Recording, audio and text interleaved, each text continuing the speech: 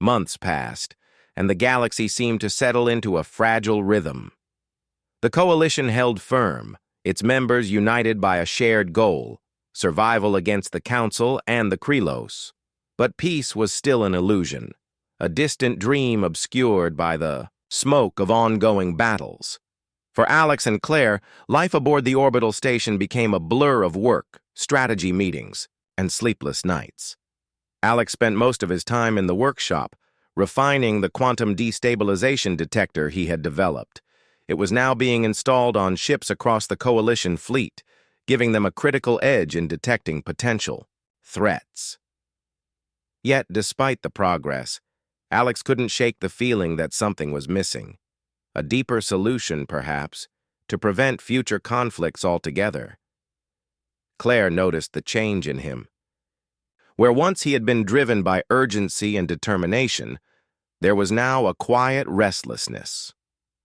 One evening, as they sat together in the observation lounge overlooking Earth, she decided to ask him about it. "You've done so much already," Claire said gently. "What's bothering you?" Alex hesitated, staring out at the swirling clouds below. "It feels like we're always reacting," he admitted. "We build weapons to stop the Krylos.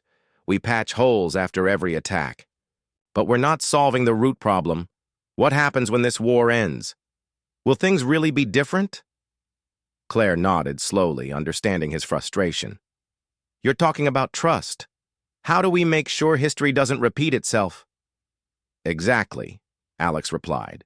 "If we don't address why the Council turned on us, if we don't find a way to coexist without fear, then all this effort might just lead to another cycle of violence." Claire thought for a moment before responding. "Maybe that's where diplomacy comes in. Technology can protect us, but lasting peace requires relationships. Maybe your next project shouldn't be a weapon, it should be a bridge." Her words stayed with Alex long after their conversation ended. A bridge. The idea resonated deeply, planting seeds of possibility in his mind. Over the following days, he began sketching designs, not for tools of destruction, but for systems that could foster understanding between species. He envisioned communication arrays capable of translating languages instantly, or cultural exchange platforms that allowed individuals from different worlds to share art, music, and ideas. Dr. Rachel Monroe noticed the shift in his focus during one of their regular check-ins. "What's this?" she asked, pointing to a holographic blueprint floating above his desk. "Some kind of universal translator?" "Something like that," Alex explained. "But more than just language. I want to create a network where people can connect. Not just trade goods, but share knowledge, traditions, everything. If we can show each other what makes us unique, maybe we'll see that we're not so different after all." Monroe smiled, impressed by his vision. "That's ambitious.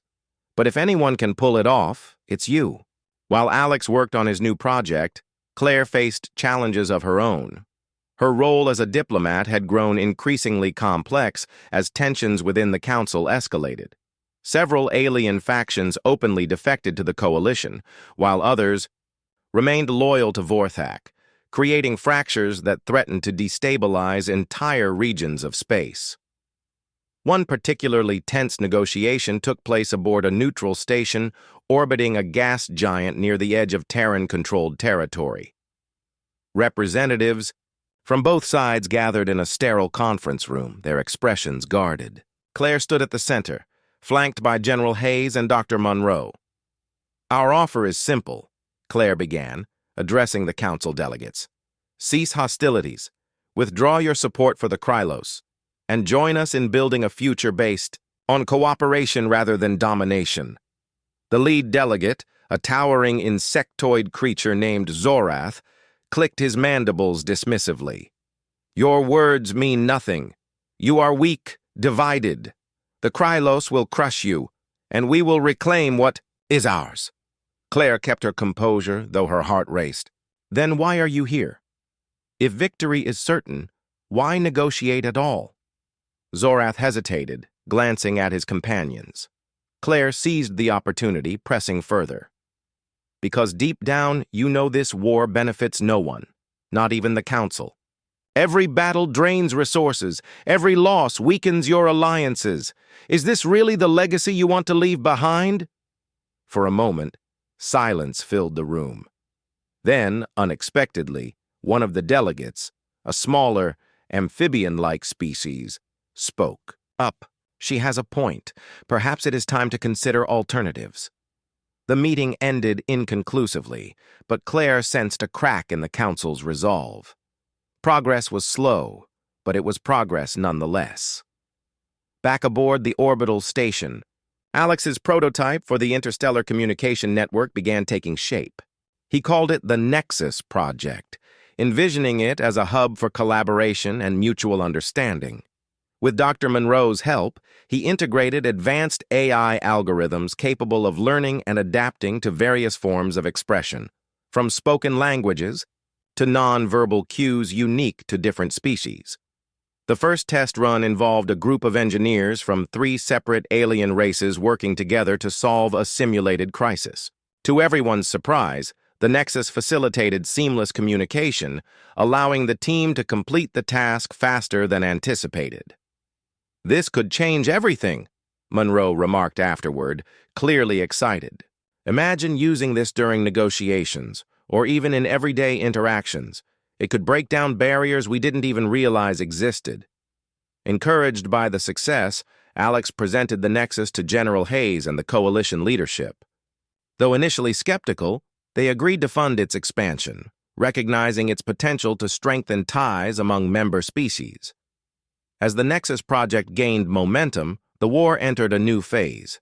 Intelligence reports indicated that the Krylos were regrouping, preparing for a massive assault on a key coalition stronghold. Captain Ethan Doyle volunteered to lead a preemptive strike, aiming to disrupt their plans before they could launch. "I won't ask anyone to come with me," Doyle told his crew during a briefing. "This mission is dangerous and the odds aren't in our favor. But if we succeed, we buy ourselves time and possibly turn the tide of this war." Alex stepped forward, surprising everyone. "I'm coming with you." Doyle raised an eyebrow. "You're not a soldier, Alex. This isn't your fight." "It is now," Alex replied firmly.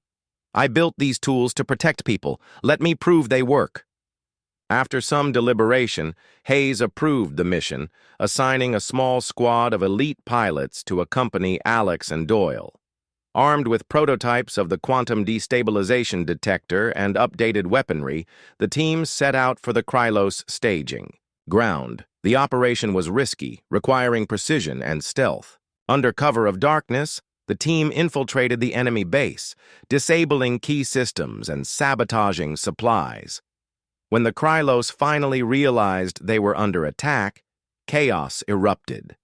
Explosions lit up the night sky as the Coalition forces fought, their way back to their ships. Alex played a crucial role, using the destabilization detector to locate hidden traps and ambushes. His quick thinking saved several lives, earning him the respect of the seasoned soldiers around him. By the time they reached the extraction point, the Krylos base was in ruins.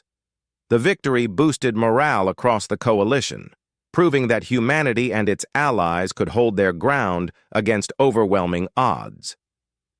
News of the successful strike spread quickly, inspiring renewed determination among the troops. For Alex, the mission marked a turning point. No longer just an engineer or inventor, he had become a symbol of resilience, a reminder that courage came in many forms. As he returned to the orbital station, Claire greeted him with a proud smile. "Welcome back, hero." Alex laughed, shaking his head. "I'm no hero, just someone trying to make a difference." "And you are," Claire replied, hugging him tightly. "Don't forget that." In the weeks that followed, the Nexus project expanded rapidly, connecting communities across the galaxy. Stories of friendship and cooperation emerged, highlighting the power of shared experiences. Slowly but surely, the seeds of trust began to take root. Though the war was far from over, hope burned brighter than ever. Humanity had proven its strength, not through conquest or aggression, but through unity and innovation. And as Alex looked out at the stars, he knew that whatever challenges lay ahead, they would face them together. The shuttle docked with a soft hiss, and Alex stumbled out, still clutching the drive in his hand. His body ached from the adrenaline crash, and his mind replayed the chaos of their escape over and over again. The faces of the fallen soldiers flashed in his thoughts, men and women who had sacrificed themselves so the rest could return alive. Captain Doyle followed behind him, his expression grim but resolute. The mission had been a success, but it didn't feel like one. Claire was waiting for them in the hangar bay, her eyes wide with concern. She rushed to Alex's side, grabbing his arm to steady him. "Are you okay?" she asked, her voice trembling. "Slightly." "I'm fine," Alex replied, though his tone betrayed how shaken he was. He held up the drive. "We got what we needed." Doyle nodded, addressing the small group of officers gathered nearby. "The Eclipse weapon is disabled, for now, but the Krylos will try to rebuild it. We don't have much time." Claire took Alex by the elbow and led him away from the others. Once they were alone in a quiet corner of the station, she turned to him, her expression serious. "What's on that drive?" "Proof," Alex said, his voice low. "Communications between Vorthak and the Council. They're working together. The ultimatum, the fleet, everything. It's all part of a plan to destroy us." Claire's face paled. "That's huge. If we release this, it'll expose the Council for what they really are." "But it won't be easy," Alex added. "They'll deny it, twist the truth, do whatever they can to protect themselves.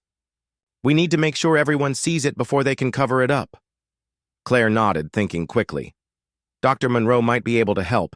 She has connections in the media networks. We can broadcast it directly to the public. Once people see the evidence, they won't stand for it." Later that evening, Claire and Alex met with Dr. Rachel Monroe in a secure conference room aboard the station. The astrophysicist listened intently as Alex explained what he had uncovered on the Krylos flagship. When he finished, Monroe leaned back in her chair, her sharp gaze fixed on the drive. "This changes everything," she said finally. "If word gets out about the Council's betrayal, it could fracture their alliances. Some species might even side with us instead of them." "But timing is critical," Claire interjected. "The ultimatum expires in 2 days.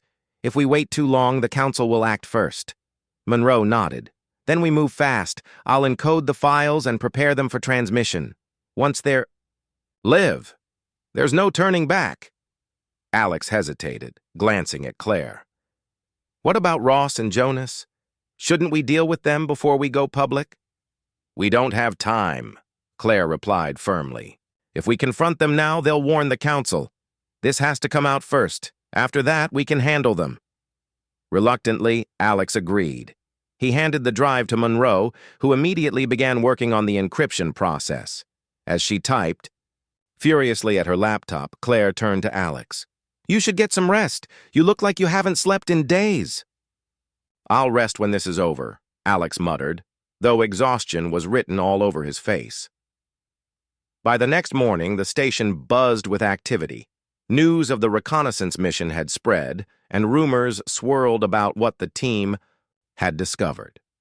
General Hayes called an emergency meeting to discuss the findings, but only a few trusted individuals were allowed to attend. Among them were Alex, Claire, Monroe, and Captain Doyle. Hayes stood at the head of the table, his expression unreadable. "What exactly did you find?" he asked, looking directly at Alex. Alex summarized the contents of the drive, explaining the secret agreement between the Council and the Krylos. When he finished, the room fell silent. Hayes rubbed his temples, clearly weighing the implications. "If we release this," he said slowly, "it'll start a war, not just with the Krylos, but with the Council too." "It already started," Doyle pointed out. "They've been planning this for months. All we're doing is showing the galaxy the truth." Hayes sighed, then nodded. "Do it. Broadcast the files. but be prepared for the fallout. As night fell, Monroe completed the final preparations. The encrypted files were uploaded to a secure server, ready to be transmitted across every major communication network in the galaxy.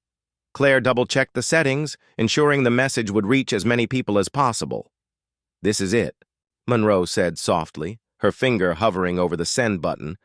"Once this goes live, there's no going back." "Do it," Claire replied, her voice steady despite the weight of the moment. Monroe pressed the button. Instantly, the files began streaming to billions of devices across the galaxy. Within minutes, the truth was everywhere. News outlets picked up the story, broadcasting the Council's betrayal to stunned audiences. Social media erupted with outrage, and protests broke out on planets controlled by the Council. Back aboard the station, Alex and Claire watched the reactions unfold in real time. Videos of angry crowds filled the screens, along with statements from alien leaders condemning the Council's actions. For the first time in days, Alex felt a flicker of hope. "It's working," Claire whispered, her eyes shining with tears. People are seeing the truth. But their relief was short-lived. Just as the broadcast reached its peak, alarms blared. Throughout the station, red lights flashed overhead signaling an incoming threat. Alex and Claire exchanged a worried glance before rushing to the command center. When they arrived, General Hayes was already there, staring at a holographic display of the surrounding space. Dozens of ships, council vessels, were approaching. "The station at high speed.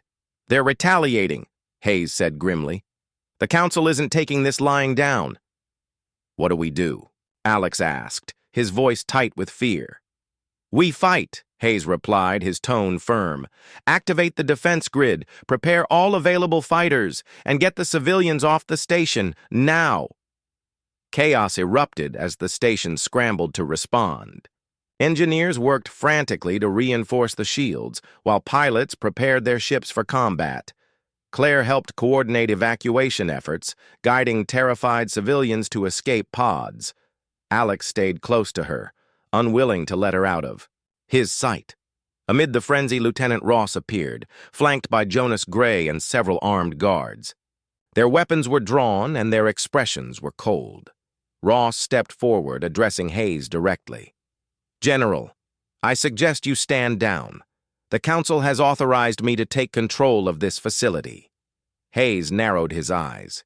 "You traitorous bastard!" Ross ignored the insult, gesturing for his men to move in. "This doesn't have to end in bloodshed. Surrender, and we'll make sure no harm comes to your people." Before anyone could react, Captain Doyle stepped forward, his own weapon raised. "Not a chance." For a moment, the room froze. Then, without warning, the first shot rang out. Chaos erupted as both sides opened fire. Alex grabbed Claire and pulled her behind a console, shielding her from the barrage of bullets. Through the smoke and confusion, Alex spotted Ross retreating toward the mainframe room. Realizing what he intended to do, Alex sprang into action. "I need to stop him," he shouted to Claire. "No!" she protested, grabbing his arm. "It's too dangerous." "There's no time," Alex snapped, breaking free. He sprinted after Ross, dodging debris and gunfire as he went. Inside the mainframe room, Ross was frantically typing commands into the system. His goal was clear: disable the station's defenses and leave it vulnerable to attack. Alex burst through the door, startling him. "You're not getting away with this!" Alex growled, lunging forward. Ross reacted instantly, drawing a pistol and aiming it at Alex. "Stay back, or I'll shoot." Alex froze, his hands raised in surrender. But his mind raced, searching for a way to turn the situation around. Out of the corner of his eye, he spotted a loose cable dangling from the ceiling. Slowly, he shifted his weight, calculating the distance. "You think you're saving humanity?" Ross sneered. "You're just delaying the inevitable. The Council will crush you no matter what you do." "And you're helping them," Alex shot back. "Why? What could they possibly offer you that's worth betraying your own kind?" Ross hesitated, his grip on the gun loosening slightly. That was all Alex needed. In one swift motion, he grabbed the cable and swung it toward Ross, knocking the weapon from his hand. The two men grappled, exchanging blows until Alex managed to pin Ross to the ground. Breathing heavily, Alex stared down at the man who had caused so much destruction. "It's over," he said simply. Behind him, Claire and several security officers entered the room, weapons drawn. Relief washed over Alex as he realized they were safe. For now. Outside the station, the Council fleet continued its advance. But thanks to Alex's quick thinking, the station's defenses remained intact. Fighters launched from the hangars, engaging the enemy in a fierce battle. Explosions lit up the darkness of space as humanity fought back against its oppressors. In the command center, General Hayes watched the conflict unfold with steely determination. "Hold the line," he ordered. "We're not losing today." As the hours dragged on, the tide began to turn. Reinforcements arrived, ships from allied species who had seen the broadcast and chosen to side with the Terran Empire. Together, they pushed the Council forces back, forcing them to retreat. When the dust settled, the station was battered but intact. Exhausted but victorious, Alex and Claire stood side by side, gazing out at the stars. The fight wasn't over, but for the first time they believed they might actually win. "We did it," Claire said softly, leaning her head on Alex's shoulder. The battle had ended, but the station was far from quiet. Engineers and technicians worked tirelessly to repair the damage caused by the Council's attack. Sparks flew as welding torches mended breaches in the hull, while medics tended to the wounded in makeshift infirmaries. The air smelled of smoke and sweat, a reminder of how close they had come to disaster. Alex sat on a bench near one of the observation windows, staring out at the stars. His hands were still trembling slightly, though he tried to hide it by gripping his knees tightly. Claire joined him moments later, carrying 2 cups of coffee. She handed one to Alex without a word, sitting down beside him. "You okay?" she asked after a long pause. Alex shrugged, taking a sip of the bitter drink. "I don't know. I mean, we won, but it doesn't feel like much of a victory." Claire nodded, understanding exactly what he meant. "We lost good people today, and this fight isn't over yet. But for the first time, we've got the galaxy on our side. That has to count for something." Alex glanced at her, seeing the determination in her eyes. Despite everything that had happened, Claire hadn't given up, not once. Her strength gave him hope, even when he felt like there wasn't any left. In the days that followed, the fallout from the broadcast spread across the galaxy like wildfire. Alien species who had once supported the Council began to question their loyalty. Protests erupted on multiple planets, demanding accountability for the Council's actions. Some factions openly declared their support for the Terran Empire, offering resources, ships, and troops to aid in the coming conflict. General Hayes wasted no time capitalizing on the momentum.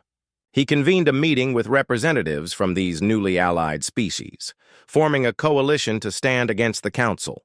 The conference room buzzed with activity as diplomats debated strategies and shared intelligence. For the first time in years, humanity wasn't alone. Dr. Rachel Monroe played a key role in organizing the coalition's efforts. Using her expertise in advanced technology, she helped develop new weapons and defenses tailored to counter the Krylos' brutal tactics. Her calm demeanor and sharp mind earned her respect even among the most skeptical alien leaders. "We're stronger together," she told Alex during one of their late-night planning sessions. "But unity isn't enough. We need to stay one step ahead of them, or we'll lose everything." Alex nodded, grateful for her guidance. He had never imagined himself playing such a critical role in humanity's survival. But here he was, helping build tools that might save billions of lives. Meanwhile, Lieutenant Ross and Jonas Gray were taken into custody, their betrayal exposed to the entire station. Interrogations revealed that they had been working directly with Vorthak feeding classified information to the Council in exchange for promises of power and protection. General Hayes made an example of them, broadcasting their confessions alongside the original files Alex had uncovered. "This is what happens when greed overrides morality," Hayes said in a global address. "These men sold out their own kind for personal gain. They will face justice, and so will anyone else who dares to betray us." The message resonated deeply with both humans and aliens alike. Trust was fragile, but the Coalition understood that transparency was the only way forward. Slowly but surely, cracks began to form within the Council itself. Several members distanced themselves publicly, fearing backlash from their own populations. Others attempted to negotiate secretly with the Coalition, seeking ways to mitigate the damage. Among those who resigned was Ambassador Laura Griffin. Though initially reluctant to speak, she eventually admitted to having doubts about the Council's ultimatum. "I stayed silent too long," she confessed in a public statement, "and for that, I am sorry. Humanity deserves better than fear and oppression." Her words struck a chord with Claire, who had always admired Griffin's dedication to diplomacy. After the broadcast, Claire visited Griffin in her quarters, offering forgiveness where others might have sought retribution. "You did the right thing in the end," Claire told her former mentor. "That matters more than anything else." Griffin smiled weakly, tears glistening in her eyes. "Thank you, Claire. You remind me why I believed in this job in the first place." As weeks turned into months, the Coalition grew stronger. Ships from allied species patrolled Terran-controlled space, deterring further attacks from the Council and the Krylos. Construction began on new orbital stations designed to serve as hubs for trade, research, and defense. Earth became a symbol of resilience, a beacon of hope for all who valued freedom over tyranny. Alex threw himself into his work, channeling his grief and anger into innovation. With Dr. Monroe's help, he developed a prototype device capable of detecting quantum destabilization fields, the same technology used by the Eclipse weapon. If deployed early enough, it could prevent another catastrophic attack. "It's not perfect," Alex admitted during a test run, watching the readings fluctuate on a monitor. "But it's a start." "It's brilliant," Monroe replied, clapping him on the shoulder. "You've done incredible work, Alex. Don't sell yourself short." Encouraged by her praise, Alex pushed harder, determined to make a difference. He spent countless hours refining the design, collaborating with engineers from other species to improve its efficiency. By the time the device was ready for mass production, it had become a cornerstone of the Coalition's defensive strategy. Claire, meanwhile, focused on rebuilding diplomatic relations. She traveled extensively, meeting with leaders from various alien races to foster trust and cooperation. Her natural empathy and quick thinking earned her a reputation as one of humanity's most effective ambassadors. One evening, after returning from a particularly grueling negotiation, Claire found Alex tinkering with a piece of equipment in the station's workshop. She leaned against the doorway, watching him silently for a moment before speaking. "You've changed," she said softly. Alex looked up, surprised. "What do you mean?" "You're confident now, determined. It suits you," he chuckled, setting down his tools. "Well, if I'm going to keep saving the galaxy, I might as well look the part." Claire laughed, stepping closer. "Don't let it go to your head. We still need you." "Good thing I'm sticking around, then." They shared a smile, the weight of recent events momentarily lifted. Despite the challenges ahead, they knew they weren't facing them alone. Together, they had built something remarkable, a future worth fighting for. The war with the Council and the Krylos dragged on, but the tide was slowly turning in humanity's favor. Victories, however small, became rallying points for the Coalition. Each success strengthened their resolve, proving that unity could overcome even the greatest odds. On Earth, cities rebuilt themselves, rising from the ashes of destruction. People celebrated milestones large and small, new alliances formed, children born, breakthroughs achieved. The scars of war remained, but so did the spirit of hope. One crisp autumn morning, Alex and Claire stood side by side on a hill overlooking the capital city. Below them, crowds gathered to commemorate the anniversary of the coalition's formation. Flags from dozens of species fluttered in the breeze, a testament to the power of collaboration.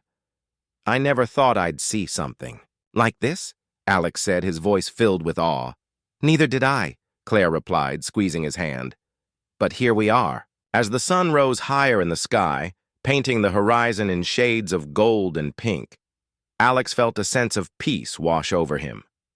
The road ahead would be difficult, perhaps even impossible at times. But for the first time in a long time, he believed in the possibility of a better tomorrow, and that, he realized, was enough. The alert on Alex's screen blinked red, warning him that someone was tampering with the station's mainframe.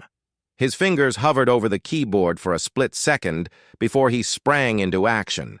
He quickly initiated a backup of all the decrypted files onto an external drive. If whoever was behind this managed to erase the logs, at least he'd have something to show for his efforts. As the data transferred, Alex glanced nervously toward the door. The quiet hum of the station seemed louder now, every creak and groan amplified in his mind. He couldn't shake the feeling that he wasn't alone. Was Ross coming back, or had someone else been sent to silence him? The backup process completed just as footsteps echoed down the hallway outside. Alex grabbed the drive and shoved it into his pocket, then turned off his monitor. He ducked behind the desk, holding his breath as the door slid open. A shadow passed through the doorway, pausing briefly before moving deeper into the room. It wasn't Ross. This figure was shorter, stockier, wearing a technician's uniform. Alex recognized him, Jonas Gray, one of the maintenance crew. Jonas rarely interacted with anyone, keeping mostly to himself. But why would he be here now, late at night, sneaking around like a thief? Alex stayed hidden, watching as Jonas moved toward the workstation. The man pulled out a small device and plugged it into the computer. Within seconds, the system rebooted, erasing traces of unauthorized access. Alex clenched his fists, anger bubbling inside him. Whoever these people were, they weren't taking chances. They were covering their tracks, and fast. When Jonas finished, he glanced around the room once more before leaving. Alex waited until the footsteps faded completely before emerging from his hiding spot. His hands trembled as he powered the system. Backup.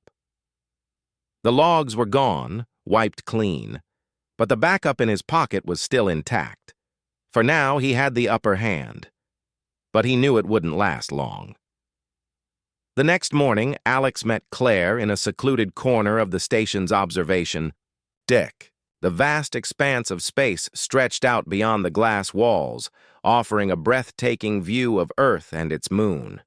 Neither of them spoke for a moment, both lost in thought.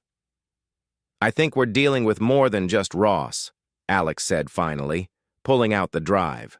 "Last night, someone tried to erase the evidence. It was Jonas Gray." Claire frowned. "Jonas? Are you sure?" "Positive. He used some kind of tool to wipe the logs. I barely got out of there in time." Claire sighed, rubbing her temples. "This is worse than I thought. If Ross and Jonas are working together, there could be others involved too. We need to act carefully." "What do we do?" Alex asked. "We go to General Hayes," Claire replied firmly. "But not yet. First, we need proof, not just suspicions. Something concrete that ties Ross and Jonas to the Council or the Krylos." Alex nodded reluctantly. He didn't like the idea of waiting, but Claire was right. Without solid evidence, they risked making things worse. Later that day, Claire attended another briefing led by General Hayes. Captain Ethan Doyle, a seasoned pilot known for his daring missions, stood beside the general, outlining plans for the reconnaissance mission. "To investigate the Krylos fleet," Doyle's sharp features and confident demeanor inspired trust, even in the face of overwhelming odds. "Our objective is simple," Doyle explained, pointing to a holographic map of the region. "Infiltrate their flagship, locate the Eclipse, weapon and gather intel. If possible, disable it. But remember, stealth is key. We can't afford to tip them off." Dr. Rachel Monroe chimed in, her voice calm but urgent. "Based on our analysis, the weapon operates using quantum destabilization fields. Disabling it won't be easy, but it's not impossible. You'll need someone skilled in engineering to bypass its systems." Hayes turned to Alex, who had been invited to the meeting at Claire's insistence. "Carter, you're up. Doyle will need your expertise if they find the weapon." Alex swallowed hard, surprised to be singled out. "Yes, sir," he managed to say, though his stomach churned at the thought of facing the Krylos head-on. After the meeting, Claire pulled Alex aside. "This is your chance," she whispered. "If you're part of the mission, you'll be closer to the truth. Keep your eyes open. Look for anything suspicious. Anything that might connect the Krylos to the Council." Alex nodded, though doubt lingered in his mind. "What about Ross and Jonas? Shouldn't we focus on them first?" "We don't have time," Claire replied, grimly. "The ultimatum expires in 5 days. If we wait too long, it'll be too late. Just promise me you'll stay safe." "I'll try," Alex said, though he wasn't sure how much safety there would be aboard a Krylos carrier. The reconnaissance team assembled the following evening, preparing for departure. Captain Doyle reviewed the plan one last time with his crew, emphasizing the importance of stealth and precision. Alex listened intently, memorizing every detail. He felt out of place among the hardened soldiers, but he reminded himself why he was there: to uncover the truth and protect humanity. As the shuttle launched from the station, Alex stared out, the window at the stars streaking past. The weight of what lay ahead pressed heavily on him. Somewhere out there, the Krylos fleet loomed, armed with a weapon capable of destroying entire worlds. And somewhere closer to home, traitors were working against the Terran Empire. Hours later, the shuttle approached the edge of Krylos-controlled space. The enemy fleet came into view, a massive armada of ships bristling with weapons. Alex felt a chill run down his spine as they slipped silently between two cruisers, avoiding detection. Their target was the flagship, a monstrous vessel larger than any other in the fleet. Doyle guided the shuttle into a docking bay where they disembarked under the cover of darkness. The air was thick with tension as they moved through the corridors, relying on schematics provided by intelligence to navigate. Alex kept close to the group, his heart pounding with every step. They reached the central chamber housing the Eclipse, weapon without incident, thanks to Doyle's leadership and careful planning. The device itself was enormous, a labyrinth of wires and conduits pulsing with energy. "This is it," Alex murmured, examining the control panel. "Give me a few minutes. I'll see if I can disable it." Doyle nodded, signaling for the others to keep watch. Alex worked quickly, his fingers flying over the interface as he bypassed security protocols. As he delved deeper into the system, he noticed something unusual. A series of encrypted files linked to the weapon's activation sequence. Curiosity got the better of him. Using a portable decryption tool, he cracked the code and accessed the files. What he found made his blood run cold. Embedded within the data were communications between Vorthak and several high-ranking officers of the Galactic Council. The messages detailed a secret agreement. The Council would provide the Krylos with advanced technology in exchange for wiping out the Terran Empire. Alex copied the files onto his drive, his hands trembling. This was the proof they needed, the bidet smoking gun that connected the Council to the Krylos. Before he could celebrate, however, alarms blared throughout the ship. "They know we're here," Doyle shouted, drawing his weapon. "Move!" Alex scrambled to finish disabling the weapon, sweat pouring down his face. With seconds to spare, he triggered the shutdown sequence, causing the eclipse to power down. But the victory was short-lived. Krylos soldiers swarmed the chamber, weapons trained on the intruders. Doyle fired first, creating an opening for the team to retreat. Alex followed closely, clutching the drive tightly in his hand. Bullets ricocheted off the walls as they fought, their way back to the shuttle. One by one, the team members fell behind, buying time for the others to escape. When they finally reached the docking bay, only Alex, Doyle, and 2 other soldiers remained. Doyle ushered them onto the shuttle, taking the controls himself. As the engines roared to life, Alex looked back at the flagship, now engulfed in chaos. They had succeeded in disabling the weapon, but at a terrible cost. Back aboard the orbital station, Claire greeted the survivors with relief and grief. She embraced Alex tightly, tears streaming down her face. "You did it," she whispered. "You got the proof." Alex nodded, exhausted but determined. "Let's make sure it counts." Alex's heart pounded as he stared at Lieutenant Daniel Ross. The man's presence filled the small office, his tall frame blocking the doorway like a shadow. Alex tried to keep his voice steady, but it came out weaker than he intended. "I was just running diagnostics on the AI system," he said quickly, closing the files on his monitor.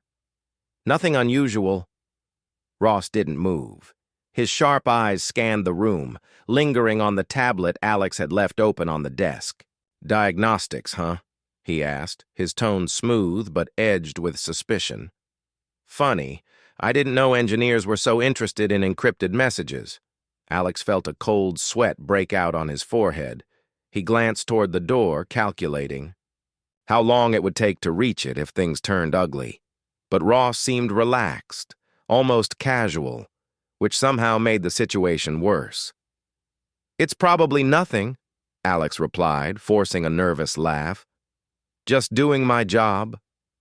Ross stepped closer, his boots clicking softly against the metal floor. "Your job is important, Alex," he said, his voice dropping slightly. "But poking around where you shouldn't can have consequences. You understand what I'm saying?" Alex nodded slowly, unsure of what else to do. He wanted to ask about the messages, to demand answers, but something told him that wasn't a good idea. Not now, not with Ross standing right in front of him. Instead, he stayed silent, waiting for the lieutenant to leave. After a moment, Ross gave him a tight smile. "Good. Keep up the good work." Then he turned and walked out of the office, leaving Alex alone once again. As soon as the door slid shut behind Ross, Alex let out a shaky breath. His hands trembled as he reopened the files on his computer, staring at the encrypted messages. Whatever Ross was hiding, it was clear that Alex had stumbled onto something dangerous. And if Ross found out he was still investigating... Alex shook, his head trying to focus. He needed help, someone he could trust. Claire came to mind immediately. She might not have all the answers, but she was smart, resourceful, and determined. If anyone could figure this out, it was her. The next morning, Alex caught up with Claire in the station's cafeteria. She was sitting by herself, sipping coffee while scrolling through updates on her tablet. When she saw him approach, she raised an eyebrow. "You look terrible," she said bluntly. "Did you even sleep last night?" "Not really," Alex admitted, sliding into the seat across from her. He glanced around to make sure no one was listening before leaning in closer. "I think we've got a problem." Claire set down her cup, her expression turning serious. "What kind of problem?" Alex hesitated, then explained everything. The encrypted messages, Ross's visit, the strange feeling that they were being watched. Claire listened intently, her brow furrowing deeper with each word. When he finished, she sat back in her chair, thinking. "This is bad," she said finally. "If Ross is leaking information, it means there's a mole inside the command structure, someone feeding intel to the enemy." "But why would he do it?" Alex asked. He's been with the Terran military for years. Why betray us now? Claire shrugged. Maybe he's being blackmailed. Or maybe he's convinced the Council's ultimatum is justified. People will do anything when they're scared. Or desperate. Alex frowned. So what do we do? Go to General Hayes? Not yet, Claire replied firmly. We don't have enough proof. Right now, it's your word against Ross's, and he's got a spotless record. We need hard evidence before we accuse anyone. Alex sighed, rubbing his temples. Then what? We keep digging, Claire said, her voice steady. Carefully, discreetly. I'll see if I can find anything in the diplomatic channels. You stick to the tech side. Look for patterns in those messages, anything that might point to who Ross is working with. Okay, Alex agreed reluctantly. He didn't like the idea of going up against someone like Ross, but he knew Claire was right. They couldn't afford to act rashly, not when so much was at stake. Later that day, Claire attended another high-level meeting aboard the station. The conference room was packed with officers, scientists, and diplomats, all discussing the growing threat posed by the Galactic Council and their rumored alliance with the Krylos. At the head of the table sat General Nathan Hayes, a grizzled veteran with a reputation for making tough decisions. Beside him was Dr. Rachel Monroe, a brilliant astrophysicist whose expertise in advanced propulsion systems had earned her a place among the Empire's elite strategists. The situation is critical, Hayes began, his deep voice cutting through the murmurs in the room. Intelligence confirms that the Krylos fleet is massing near our borders. If the ultimatum expires without resolution, we can expect them to strike.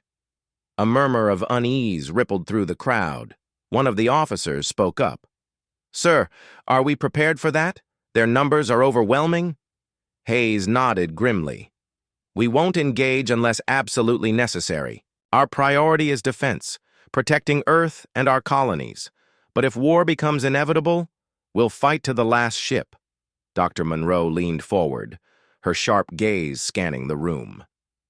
There's more, she said quietly.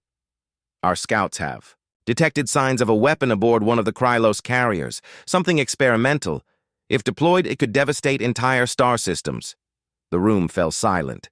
Claire felt a chill run down her spine. This was worse than she'd imagined.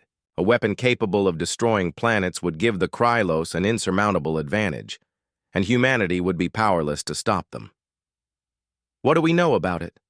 Claire asked, breaking the silence. Monroe hesitated. Not much.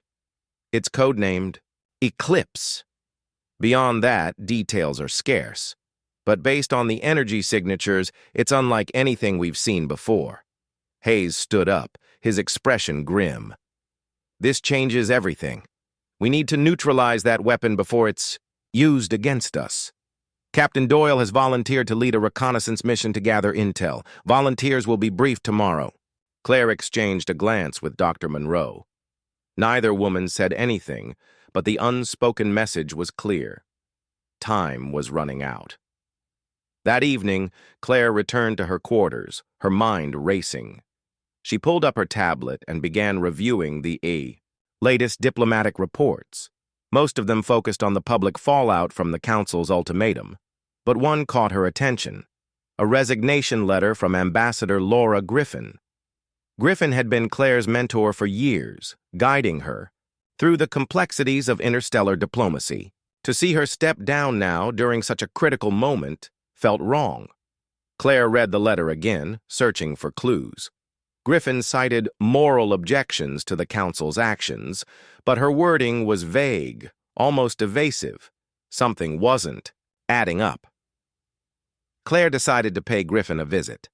The ambassador's quarters were located on the opposite side of the station, a quiet section reserved for senior officials. When Claire arrived, she found Griffin packing her belongings into a small suitcase. The older woman looked up, surprised to see her former protégé. Claire, Griffin said, forcing a smile. What brings you here? I could ask you the same thing, Claire replied, stepping inside.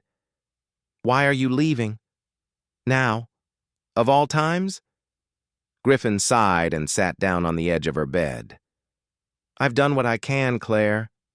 But the council... They've gone too far. I can't be part of this anymore. You mean the ultimatum? Claire pressed. Or is there something else you're not telling me? Griffin hesitated, then shook her head. Some battles aren't worth fighting. Trust me, Claire. Sometimes walking away is the only option. Her words lingered in the air as Claire left the room. Walking away might have been Griffin's choice, but it wasn't an option for Claire, not when the fate of humanity hung in the balance. As she made her way back to her own quarters, she couldn't shake the feeling that the betrayal ran deeper than anyone realized. Meanwhile, Alex continued his investigation into the encrypted messages. Using a decryption algorithm he'd written, himself, he managed to decode fragments of text. The messages contained coordinates, dates, and references to classified projects, all pointing to collaboration between Ross and an unknown third party. One name appeared repeatedly: Vorthak Alex. Froze. Vorthak was the reptilian leader of the Galactic Council. Was Ross working directly with the Council, or was he simply a pawn in a larger game? Before Alex could delve further, an alert flashed on his screen.